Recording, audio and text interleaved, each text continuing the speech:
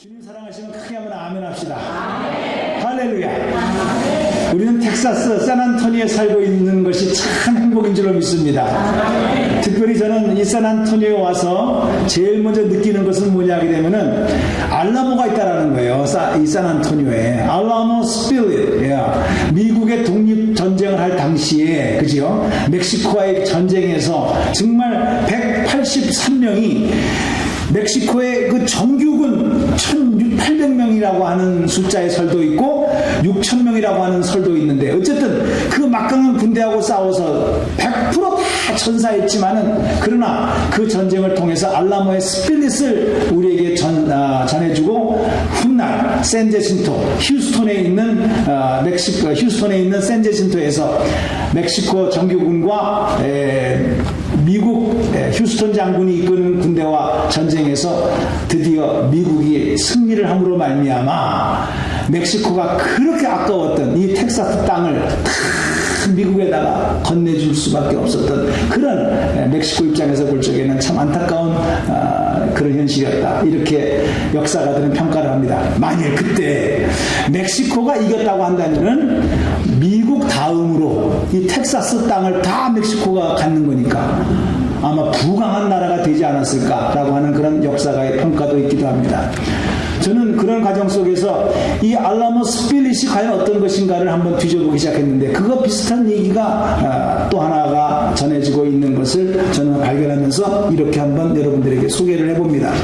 한 장군이 전쟁에서 적과 대처하기 위해서 이제 싸우고 있는 가운데 상당히 불리하게 됐어요. 저쪽은 멕시코 군대처럼 아주 정규군이요 아주 막강한 군사력을 갖고 있는 것이고 이쪽은 무기도 부족하고 사람도 부족한 가운데에서 싸우고 있었어요. 그러나 누구나 다 알고 있어요. 이 전쟁은 질 수밖에 없는 그런 상황이었다라는 것을.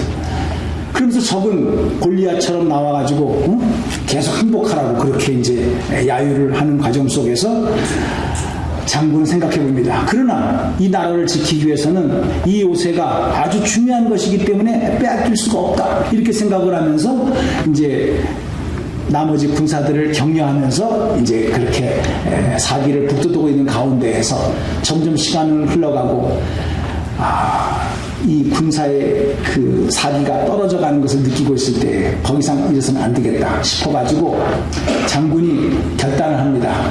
자기 칼을 탁 뽑아가지고 그래서 선을 착 땅에다가 긋습니다. 이 전쟁은 누가 보아도 내가 보아도 질 수밖에 없는 전쟁이다. 그러니까 나는 마지막으로 여러분의 상관으로서 기회를 준다. 지금 이 전쟁에서 피하고 싶은 사람은 이 선을 넘지 말고 고향으로 돌아가도 좋으니까 다 돌아가라. 이렇게 말을 한 것이죠. 그 말이 떨어지자 무서운 침묵이 쫙 깔리는 가운데에서 한두 사람이 장군, 그래도 우리 조국인데 이 요새를 뺏기게 되면 뻔히 우리나라가 다 망하게 될 텐데 나라를 잃어버리면 우리가 어디를 간들 무슨 소용이 있겠습니까? 나는 죽을 각오를 하고 싸울 테니까 제발 고향으로 돌아가는 말을 하지 마십시오. 그러면서 한두 명이 이렇게 장군 쪽으로 선을 넘어서 넘어오는 거예요. 알라모하고 비슷하지요. Come over to me over the line. 그렇게 써있잖아요. 트래비스가 그렇게 말하는 게 아니십니까? 그래서 이제 그 비슷하지만은 그건 실제로 그거하고 다른 내용이지요.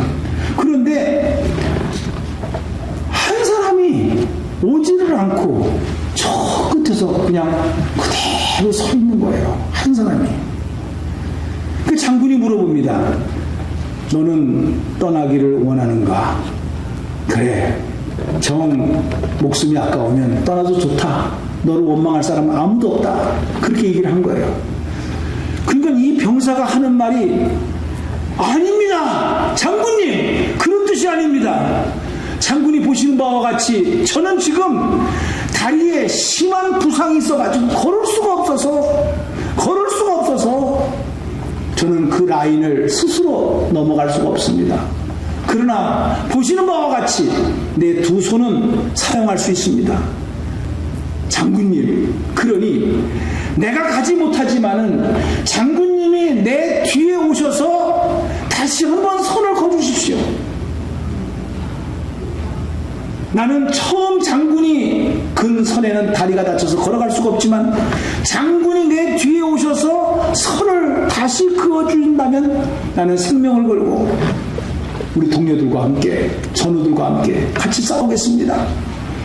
이 한마디에 거기에 있는 소수의 남아있는 군인들이 사기를 얻었어요. 이야, 진짜 저런 우리 전우가 있다고 한다면 이 전쟁에서는 반드시 이길 것이다. 기드온의 300용사처럼 숫자하고는 비교할 수가 없지만 하나님이 함께 하시면 이길 수가 있다.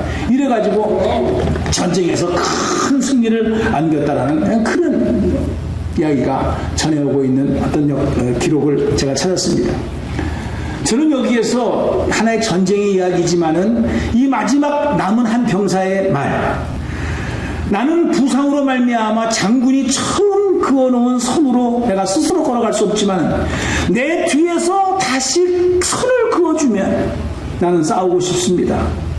저는 이 말이 저나 여러분이나 우리 이민생활 속에서 힘들고 어렵고 뜻하지 않은 상황 속에서 고통 가운데 있는 분이 있을 줄 아는데 오고 싶어도 교회 올 수 없는 그런 상황 속에 있는 분도 있고 여러 가지 상황 속에서 빠져가지고 어떤 위로도 들리지 아니하는 긴 밤을 보내는 사람도 있을 텐데 하나님, 나는 형편이 이렇지만은 하나님이 내 등 뒤에서 다시 한번 응원해 주시고 주님께서 다시 한번 붙잡아 주시면 나도 은혜의 자리에, 감사의 자리에, 찬송의 자리에 동참하고 싶습니다. 이런 고백으로 들리더라고요. 그래요. 우리가 우리의 자신을 보게 되면 나 같은 사람이 뭘 하겠어. 백날 결심을 해도 또 번복하는 감사의 계절이라고 계속해서 감사에 대한 메시지를 듣고 있음에도 불구하고 실제 생각해보면 감사할 것이 뭐가 있어. 후회하고 내 자신이 내가 싫어지는 이런 상황 속에서 뭘 할 수 있겠다고, 내 형편이 이런데 내가 뭘 더 할 수 있겠다고 하면서 주저앉은 분 계십니까? 그런데 오늘 그 병사의 말처럼 내 형편이 어렵더라도, 내 처지가 어렵더라도 주님께서 한 번 더 내 등 뒤에서 손을 그어주시는 것처럼 응원해 주시고 붙잡아 주신다면 나도 감사의 자리에 가고 싶습니다. 은혜의 자리에 가고 싶습니다. 찬송의 자리에 가고 싶습니다. 이런 마음이 다 있잖아요. 우리에게는. 우리 힘으로는 안 되지만 주님이 도와주시면 능히 감당하게 될 줄로 믿습니다. 그렇기 때문에 시편 50편 23편에는요 3절에는 시편 기자는 이렇게 고백합니다. 감사로 제사를 드리는 자가 나를 영화롭게 한다. 감사로 하나님께 제사를 드리는 자, 예배를 드리는 자가 나를 영화롭게 한다. 오늘 저와 여러분 다른 거 없습니다. 여러분의 형편과 처지가 어떤 상황 속에 온다 할지라도 오늘 여러분들이 예배드리는 이 순간만큼은 감사하는 마음이 되어져서 아버지 앞에 예배를 드릴 때 그 예배드리는 자세를 하나님이 받으시고 네가 나를 영화롭게 하는구나 이렇게 기뻐 받으신다라고 하는 것을 확신하시기를 바랍니다. 그렇습니다. 그래서 감사는요 축복의 통로라는 거예요. 감사는 기적의 통로라는 거예요. 지난 주일날 설교한 게 그거 아닙니까? 오병이어의 기적은 오병이어의 기적, 어린아이가 내놓은 5개 떡 반찬거리 생선 2마리 이거 가지고 했다, 이게 중요한 게 아닙니다. 예수님께서 그 작은 도시락 그걸 가지고 하나님께 감사 기도를 올렸다라는 거예요. 그럴 때에 결과가 오병이어의 기적이 났고 12강지가 남았다라는 거예요. 아멘입니까? 결과를 가지고 여러분들이 너무 비중을 두지 마시고 그 결과가 있기 전에 어린아이의 작은 도시락 하나를 가지고 작은 것에 감사하고 있는 것에 감사했을 때 하나님께서는 그것을 통하여 축복의 통로로, 기적의 통로로, 응답의 통로로 사용하여 주신다는 사실을 믿으시기 바랍니다. 그러기에 여러분들은 우리는요, 오늘 이 순간만큼은 감사는 선택이에요. 감사는 선택이다. 따라서 감사는 선택이다. 반주자하고 나오고, 감사는 선택인 거예요. 그래서 감사거리가 있어야 감사하지. 그게 아니라 감사는 선택하고 보는 거예요. 아멘입니까? 감사로 나아가게 되면 우리 하나님께서 역사해 주실 줄 믿습니다.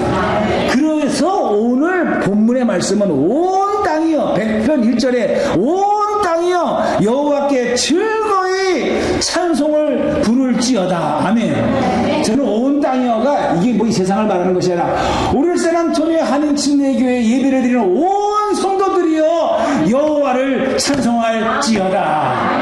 이런 복된 마음이 될 줄 믿습니다. 아멘.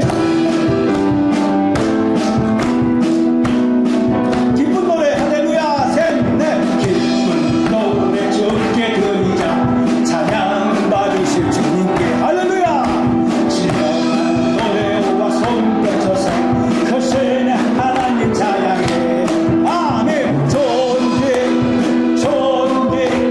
찬양 받으실 주님 아멘 할렐루야 크신 하나님 찬양 기쁜 노래 주께 드리자 찬양 받으실 주님께 아멘 신령한 노래와 손붙여서 크신 하나님 찬양해 존귀 찬양 받으실 주님 아멘 할렐루야 크신 one more time 크신 기쁜 노래 주께 드리자 찬양 받으실 주님께 신령한 노래와 손뼉쳐서 크신 하나님 찬양해 존귀 찬양 받으실 주님 할렐루야 크신 하나님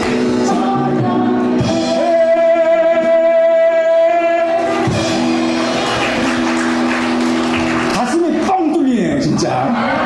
그렇습니다. 우리 하나님은 찬양을 받으시기에 합당하신 하나님이심을 믿으시기 바랍니다. 그러게 온 땅이요 온 백성들이요 온 한인침례교회 성도님들이요 여러분들의 형편과 처지가 어떻게 되었든지 간에 먼저 여호와께 즐거이 찬양함으로 나아갈지어다. 참으로 이것이 복받는 비결인 줄로 믿으시기 바랍니다. 그렇다면 이제부터 좀 생각을 해봐야 되죠. 우리는 생각을 해야 되니까. 우리는 생각하는 갈대라고 했잖아요. 그러면 우리가 뭐 기계요 감정도 없어요 무조건 뭐 찬양만 하면 되는 거예요 이런 생각을 가질 수가 있거든요. 그럼 어떻게 해야 우리가 우리 형편과 처지를 뛰어넘어서 하나님께 찬양할 수가 있을까? 그거의 첫 번째를 가만히 생각해 보게 되니까 바로 하나님과의 관계성에서 바로 돼야만이 가능할 수 있다라는 것을 깨닫게 되어졌어요. 그래서 제목이 감사는 관계성입니다. 그래서 그 첫 번째 대지가 하나님과의 관계성이 바로 되어진다는 것이죠. 그거에 대한 내용이 오늘 100편 3절에 이렇게 나와 있어요. 100편 3절에 보게 되면 여호와가 우리 하나님이신 줄 너희는 알지어다. 그는 우리를 지으신 이요 우리는 그의 것이니 그의 백성이요 그의 기르시는 양이로다 라고 시편 이 기자는 이렇게 고백을 하고 있어요. 여호와가 우리 하나님이신 줄을 너희는 알아라는 거예요. 근데 그 하나님이 어떤 하나님이냐? 그는 우리를 지으신 자라는 거예요. 첫 번째 여기서 나올 수 있는 것은 그가 우리를 지었다라는 말은 그가 나의 창조주라는 거예요. 아멘. 여러분 이 세상에서도 말입니다. 만드는 사람은 만드는 목적이 있어요. 냉장고를 만들었으면 최초의 냉장고를 만든 사람은 냉장고를 어떻게 사용해야 될 것이냐는 목적이 있다는 거예요. 사용 방법도 있고. 하나님이 저와 여러분을 만들었다는 사실을 믿으시면 아멘합시다. 그러면 심심해서 만들었을까요? 나는 이것을 몰랐을 적에는요 티네이저 때 반항을 해가지고요 엄마 아빠가 사랑해서 나를 만들었지 뭐 내가 나오고 싶어서 나왔나? 이러고 밥 안 먹고 나가 엄마한테 대들은 기억이 나요. 얼마나 어리석은지 모르니까. 근데 하나님 말씀 듣고 보니까 엄마 아빠가 만든 게 아니더라고. 하나님이 나를 엄마 아빠를 통해서 이 땅에 보내주신 거라. 하나님이 나를 지으신 거라. 하나님이 창조주예요. 나는 피조물이에요. 그러면 하나님이 나를 지으셨으면은, 나를 이 땅에 보내셨으면 목적이 있을 거 아니겠어요? 아멘. 인간은 하나님이 인간을 지으신 목적대로 살을 때야만이 비로소 인간 구실을 하게 된다는 사실을 믿으시기 바랍니다. 냉장고가 냉장고의 역할을 돼야 냉장고지, 냉장고 고장나가지고 우리 집에 고장난 게 하나 있는데 뭘로 쓰는 줄 아세요? 신발장으로 써요. 문 열어가지고. 근데 뚜껑을 닫아 놓으니까, 문을 닫아 놓으니까 냄새만 나가지고서는요 버려야 되겠어요. 안 어울려요. 그 선반이 있으니까. 냉장고는 냉장고 역할을 해야 냉장고지, 신발장으로 쓰면 되겠어요. 사람이 하나님의 뜻대로 쓰임받아야 제대로 사람이지, 마귀에게 쓰임받으면 되겠습니까? 하나님은 여러분의 창조주라는 사실을 믿으시기 바랍니다.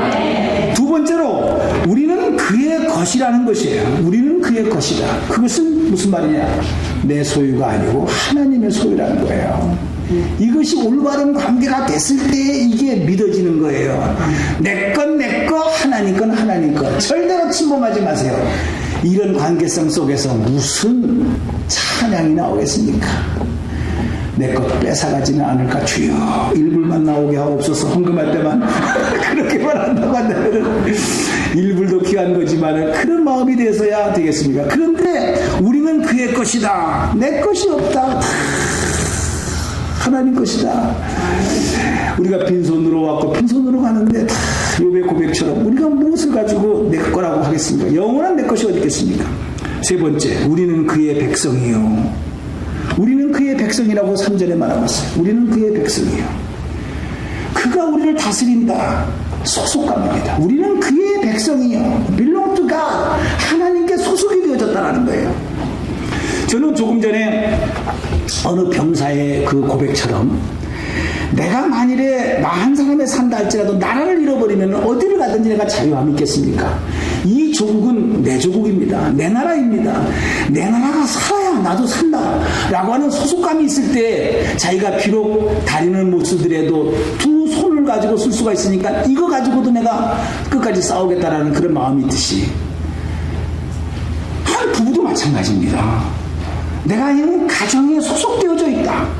당신과 나, 우리의 자녀들이 한 가정 속에서 소속이 되어져 있다는 이 소속감이 분명할 때 우리가 방앗간을 안 가는 것이지, 이것도 좋고 저것도 좋고 옆집 아줌마도 좋고 이러면 되겠습니까? 분명한 소속감이 있을 때 내 가정을 지키고 내 사업장을 지키고 내 가정을 지키고 내 목장을 지킨다라는 거예요. 이것이 너는 하나님의 백성이다. 소속이 되어져 있다. 하나님께. 그 다음에 네 번째 가서는 그가 우리를 기르시는 자라고 그랬어요. 그가 기르시는 양, 그의 기르시는 양이다. 말만 하실 뿐만 아니라 우리의 모든 필요를 채워주시는 하나님이심을 믿으시기 바랍니다. 근데 여기서 여러분들이 잊지 말아야 될 것은, 나를 지으신 자요, 나는 그의 것이다, 나는 그의 백성이다, 나를 기르신다, 1인칭이 아니에요. 10장 3절을 잘 보세요. 여호와가 우리 하나님이신 줄 너희는 알지어다. 그는 우리를 지으신 자요, 우리는 그의 것이요, 그의 기르시는 양이로다. 우리라고 말을 했어요. 복수예요. 이건 공동체입니다. 여러분들이 행여나 나의 하나님, 나의 하나님, 나와 함께 하시는 하나님, 이 찬송도 참 은혜로워요. 나의 등 뒤에서 나를 부르시는 주, 나를 위해서 기도해 주시고 나를 지켜봐 주시는 나의 하나님, 얼마나 좋아요. 그러나 그렇게만 알고 있다고 한다면 여러분은 하나님을 반쪽만 아는 거예요. 나의 하나님과 동시에 우리 가정의 하나님이요, 우리 목장의 하나님이요, 우리 교회의 하나님이라는 사실을 믿으시기 바랍니다. 이럴 때 우리의 마음이 열려지는 거예요. 이거에 대한 한 예화가 누가복음 18장에 예수님께서 지나가시다가 바리새인과 세리가 있었는데 바리새인의 기도를 들었고 세리의 기도를 들었던 것을 평가하시면서 주님께서 말씀하신 내용이 누가복음 18장 11절과 12절에 나와 있습니다. 한 번은 예수님께서 따로 서서 기도하러 이르시되 하시면서 쭉 말씀을 하시는 가운데에서 아주 바리새인이 종교 지도자 아닙니까? 그 다른 사람들부터 존경을 받는 사람 아닙니까? 그러니까 존경받는 사람답게 이렇게 하나님 앞에 두 손을 쫙 들면서 기도하는 거예요. 나는 다른 사람들, 곧 토색하는 사람, 불의를 행하는 사람, 간음을 하는 사람과 같지 아니하고 또 내 옆에 있는 저 세리, 저 세금쟁이와 같이 저런 민족의 피를 빨아먹는 저런 사람과 같지 아니함을 감사하나이다. 할렐루야, 아멘. 이랬다는 거 아니에요. 그런데 많은 사람으로 손가락질을 받는 세리, 텍스 컬렉터. 아니, 이 세리는 하늘로 오르러보지 못하고 기도하기를, 하나님이여 나를 불쌍히 여기소서.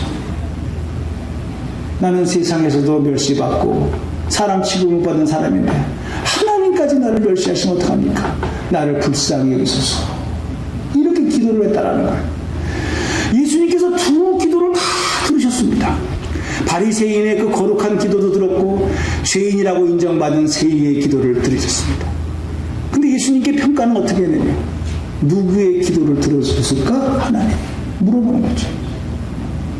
바리새인의 기도를 들어줬느냐? 세리의 기도를 들어줬느냐? 예수님께서 하시는 말씀은 하나님께서는 저 세리의 소리를 들었다는 거예요. 분명히 바리새인은 감사합니다라고 감사의 기도를 했어요. 근데 이거는 나만이에요. 내가 저런 사람과 같은 저런 종류의 사람과 같지 아니함을 감사하나이다. 나를 보세요. 나는요 금식을 일주일에 2번씩이나 합니다. 소득의 11조까지 드립니다. 이 정도면 괜찮지요? 라고 하면서 감사 기도를 하긴 하는데 자랑식으로 기도했다 이거예요. 남하고 비교해서 기도했다 이거예요. 나만의 하나님, 나를 축복해 주신 하나님, 남은 상관이 없다 이거 말이에요. 무리라고 하는 개념이 없어요. 주님께서 그 기도를 다 들으시고 8장 14절에 자기를 높이는 자는 낮아지고 자기를 낮추는 자는 높아지리라 라고 주님께서 결론을 내렸어요. 우리를 기르신 자다. 우리는 그의 것이다 라고 하는 이 복수는 나를 축복해 주신 하나님이기도 하지만 나를 축복해 주신 이유가 뭘까요?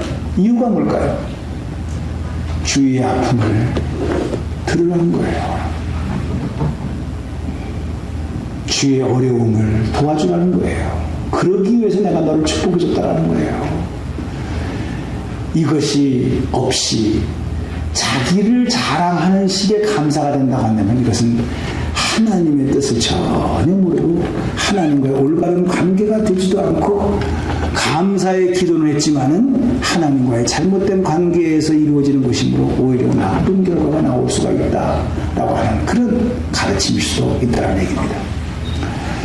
마지막으로 저는 두 번째로 우리가 형편과 처지가 다 다르고 힘든 가운데서 어떻게 즐겁게 하나님을 찬양할 수가 있을까, 감사할 수 있을까라고 하는 것은 무엇보다도 우리가 하나님 마음을 알 때 비로소 진정한 감사가 나올 수 있다는 것, 찬양이 나올 수 있다는 사실을 믿으시기 바랍니다. 그래요. 우리가 부모님에게 하는 거 다 똑같은 거랑 원리가 같더라고 보니까 여러분들이 부모님에게 뭐 잘 하시는 거 너무나 감사한 일인데 그러나 우리가 뭐 용돈을 준다거나 뭐 전화를 한다거나 이런 것도 참 중요한 일이지만은 무엇보다도 부모의 마음을 헤아릴 수 있다는 것, 이것이 가장 큰 효도라는 사실을 믿으시기 바랍니다. 그래서 성경은 이렇게 말씀하고 있어요. 당신은 하나님 말씀을 이해하십니까? 오늘 여기 보게 되면은 온 땅이여 여호와께 즐거운 찬송을 부를지어다. 기쁨으로 여호와를 섬기며 노래하면서 그 앞에 나아갈지어다. 라고 하면서 4절에 감사함으로 그의 문에 들어가며 그래서 감사함으로 그의 문에 들어간다. 우리가 그냥 11시에 예배니까 그냥 파킹을 탁 해놓고 그냥 아이고 오늘은 파킹을 멀리 했네 가까이 했네 이런 생각을 가지고 들어올 수도 있고 여러 가지의 느낌을 가지고 여러분들이 지난 시간에 보냈던 그런 영상을 가지고 들어올 수가 있지만은 하나님의 성전에 들어가는 순간에 감사함으로 그 문에 들어가면 시편에 나오는 말이 아니라 실제로 우리가 성전에 들어올 적에 이런 마음을 가지고 성전에 들어오느냐 한번 점검해 보시길 바랍니다. 나는 감사함으로 하나님의 성전에 들어가는가? 근데 저는 이 말씀을 묵상하다가 굳이 성전만이 아니다. 감사함으로 그 문에 들어가면 문이 꼭 무슨 성전에만 있습니까? 가정에 들어갈 때 직장 잡기도 힘든데 직장이 뭐 힘들든 어렵든 간에 직장이 있어서 직장의 문을 들어갈 때 힘들고 어렵지만 사업의 문을 들어갈 때 감사함으로 하나님 오늘도 이런 직장을 주셨군요. 이런 사업장을 주셨군요. 이런 가정을 주셨군요. 하루일과를 마치고 하루일과를 시작할 때 그 문에 들어갈 때 감사함으로 그 문에 들어가며 찬송함으로 그 궁정에 들어가서 그에게 감사하며 그의 이름을 송축할지어다. 참 이거는 우리가 꼭 무슨 교회에 와서만 하는 것이 아니라 우리의 실질적인 삶 속에서 우리가 해야 될 일이 아닌가 이렇게 묵상을 해봅니다. 그러면서 또 한번 생각해 보기로는 그러면 어떻게 문에 들어갈 때마다 감사함으로 하나님을 찬송하며 그분을 송축하라고 그렇게 말을 할 수 있을까라고 하는 그 해답은 5절에 나와 있더라고요. 5절을 딱 보게 되니까 세 가지로 나와 있어요. 5절을 한번 읽어보게 되면은 여호와는 선하시다. 그 다음에 그 인자하심이 두 번째는 영원하다. 그 다음에 그 성실하심이 대대에 이르리로다. 세 가지야. 하나님은 선하시다. 두 번째는 인자하시다. 세 번째는 성실하시다. 세 가지가 있기 때문에 우리는 그 문에 들어갈 때마다 감사하며 찬송할 수 있다는 거예요. 근데 여기서 중요한 걸 잊지 마셔야 돼요. 그게 중요한 게 아니에요. 보세요. 대저 여호와는 선하시며 그 인자하심이 어떡하다고요? 영원하다라는 거예요. 이게 포인트예요. 여러분 인간도 그렇지만은요 어쩌다가 한두 번은 잘할 수 있어요. 한두 번은 깨끗하게 내가 봉사할 수 있어요. 그러나 영원토록 봉사한다? 힘들어요. 어쩌다가 한 제너레이션 잘할 수 있어요. 그러나 하나님은 제너레이션 투 제너레이션 계속해서 대대로 그 성실하심이 대대로 끝까지 한 번 언약하신 것은 예수 그리스도 안에서 한 번 언약하신 것은 기분에 의해서 바뀌어지는 것이 아니라 세상 끝날까지 이끌어가시고 책임져 주시는 하나님이심을 믿으시기 바랍니다. 이것이 있기 때문에 우리는 찬송할 수가 있는 거죠.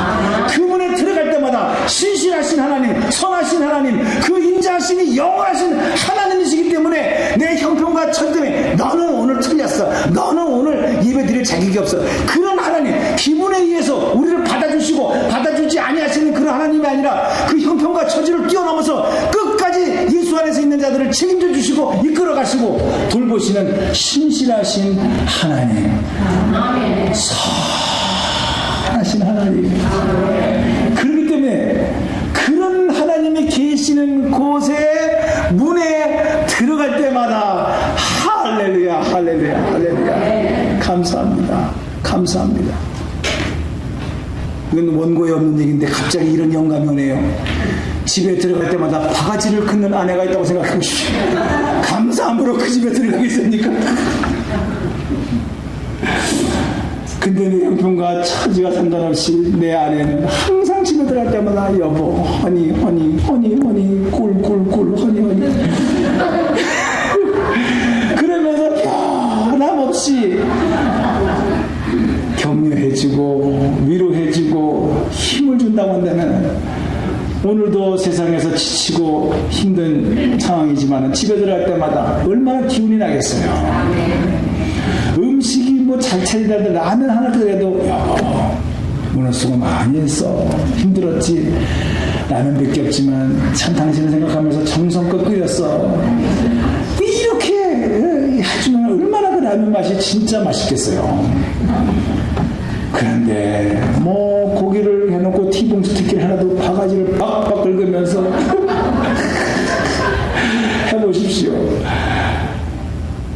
그 집에 들어갈 맛이 나겠습니까? 소화제를 먹어야 아마 소화가 될 것 같아요. 그렇습니다. 따라서 합시다. 시작. 대저 여호와는 선하시니 그 인자하심이 영원하고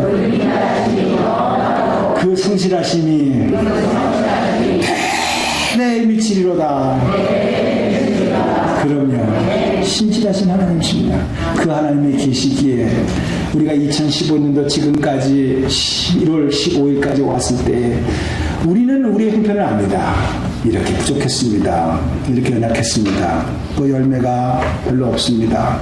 그래도 하나님께서 신실하시기 때문에, 선하시기 때문에 끝까지 붙잡고 가신다는 그 소망이 있기를 주님의 이름으로 축복합니다. 오 신실하신 주 내 아버지여, 늘 함께 계시니 두려웠네. 이 찬송을 부를 때 우리 다 같이 일어나셔서 이 찬송을 부르시면서 우리의 형편과 처지를 뛰어넘어 신실하신 하나님으로 다가오셔서 우리를 새롭게 하시는 하나님을 찬양할 수 있는 복된 마음이 되기를 주님의 이름으로 축복합니다.